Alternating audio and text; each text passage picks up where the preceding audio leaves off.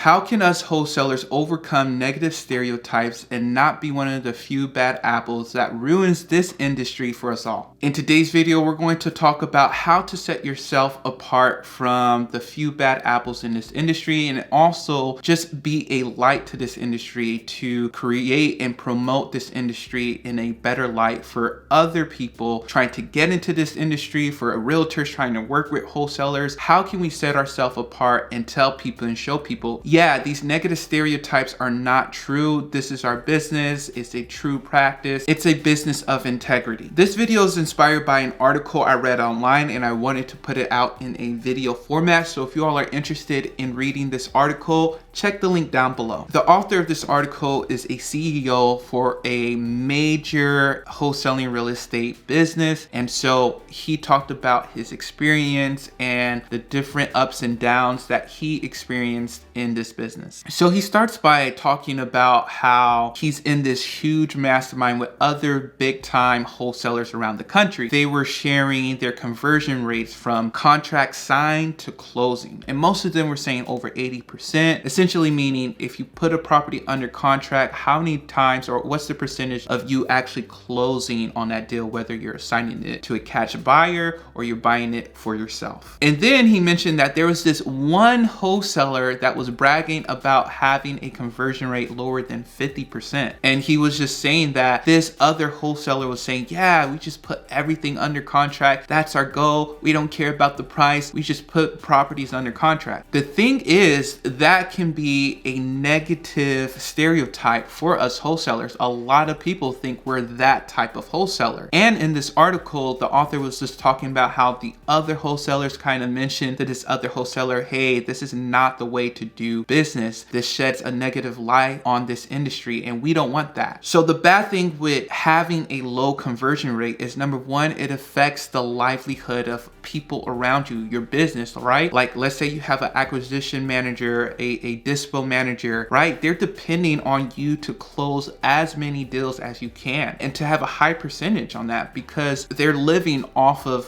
what you make in your business. And you don't want your employee to think about, okay, I get 10 contracts. I know I'm only going to get paid off of one or two of them, right? You want those high conversion rates to build in confidence with your employees. And yeah, their livelihoods do depend on your performance. Another aspect they pointed out to this other wholesaler having low conversion rates is that having low conversion rates, even though you're putting properties under contract at a high price, thinking that the seller is actually going to get more for their property. Yes, in the short term, the sellers are like, yes, I'm getting this high price. But at the end of the day, you may have to end up canceling on this deal. And so you're affecting so many things for the seller and your integrity and your reputation as a real estate business. Some other aspects they mentioned to this wholesaler is that their cash buyer probably overpaying for this deal and won't come back to that wholesaler. And you want repeat customers in your business, especially with cash buying investors. They also mentioned the legality of it, right? When you put people under contract, it's binding and you have to perform the obligations of that contract. So it's just learning about that experience, learning about that story. You all, let me know what you all think of that wholesaler having low conversion rates. Do you think it's just normal? Do you think it's just part of business? Let me know down below. Make sure you like this video, subscribe. A lot of you all watch my videos but are not subscribed, so make sure you subscribe. Now we're going to talk about a few stereotypes and how we can overcome those stereotypes and be a wholesaler of integrity in this industry. So a stereotype they mentioned in this article is that wholesalers do not care about anyone they work with. And they talked about how some wholesalers will put people under contract and just cancel the contract a day or two before closing, right? So when you're dealing with buying people's properties, you're dealing with not only people's money, but their lives. So you have to have that even as a beginner in the front of your mind that, hey, I'm impacting this person's life, right? Whether I buy their house or not. So for example, I told this story multiple times on this channel, but I had a situation where my buyer backed out of the deal. There was just a bunch of communication issues between me and the title company, me and the buyer,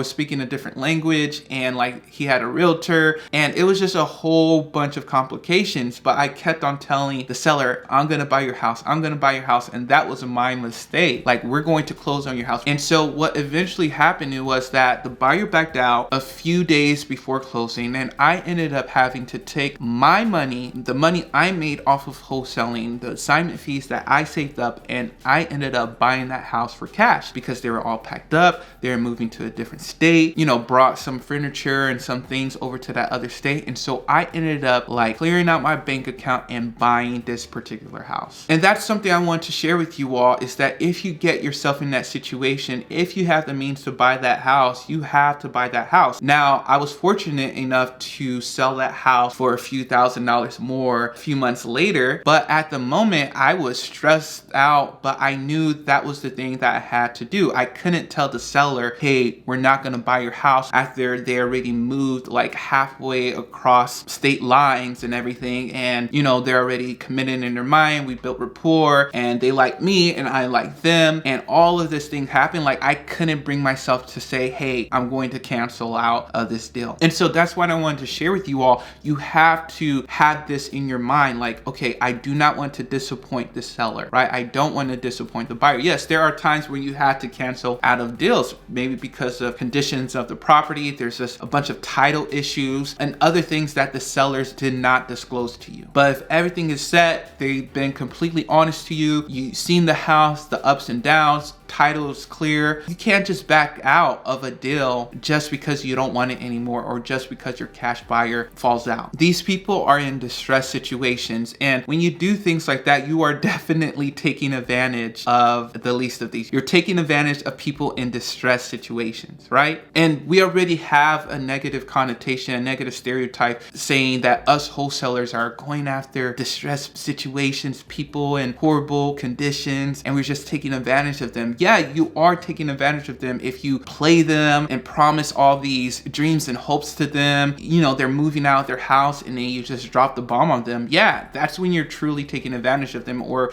if you just steal their property from them, right? When I say steal, I mean like get it at a super low price, you know, money to move and stuff like that. When you know you can make a good amount of money, you know, offering them a fair price for their property. At the end of the day, with that stereotype with wholesalers, just make sure if you put a property under contract, you do everything to your ability to perform on that contract. The other negative connotation that this article mentioned is that all wholesalers lie and that they do not have money to buy your house. And a lot of times that is true, especially for beginners. And I know I mentioned multiple times in deal breakdowns and on videos on this channel is that the way I like to phrase things when I'm talking to a seller, if it's within a range that I know I have the funds to purchase their property, yeah, I do say, hey, I can buy this property. I may flip it, I may pass it on to another investor, other things like that. But if you're in a situation where you don't have the means, you're beginning in this wholesale field, it's okay to tell the truth to sellers and just see the way they react. Of course, be professional, speak with authority, you know, talk like you know what you're actually saying. With that, you know, instead of just saying, I'm going to buy your house, or my partner is just going to buy your house, say, hey, this is what I'm doing. I'm putting your property under contract and I'm going to connect you with other cash buyers, investors that I work with, that I know. You know, I know some contractors that like to buy houses too.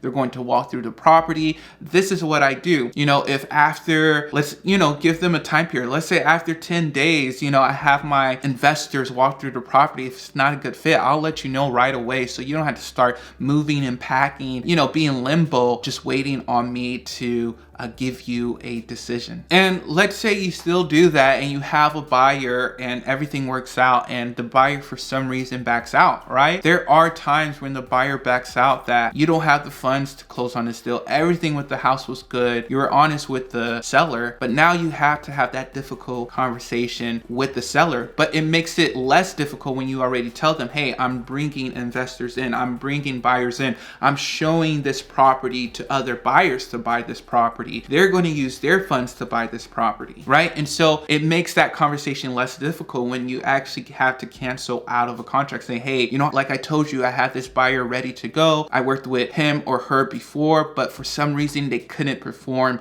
on this property. And so with that, I had to cancel on this property. What can I do to help you make arrangements? I know realtors in the area that can help you. If we're able to adjust the price, maybe I try again and find another better suited buyer for this property. At the end of the day, you all, when you act in integrity, your business will be better in the long run, right? I think a lot of times when you are a true and honest and good wholesaler, in the beginning, it may seem like you're going nowhere, right? It may seem like your deals are super small. It may seem like people are hitting off much stronger, much faster, making bigger deals. But at the end of the day, if you all stick to your principles, it will be better in the long run, and you develop better relationships, higher assignment fees, better investors to buy your deals. All right, you all, hope you all enjoyed this video. Be sure to like, subscribe, comment down below. Let me know if you have any questions, and I'll talk to you all later. Peace.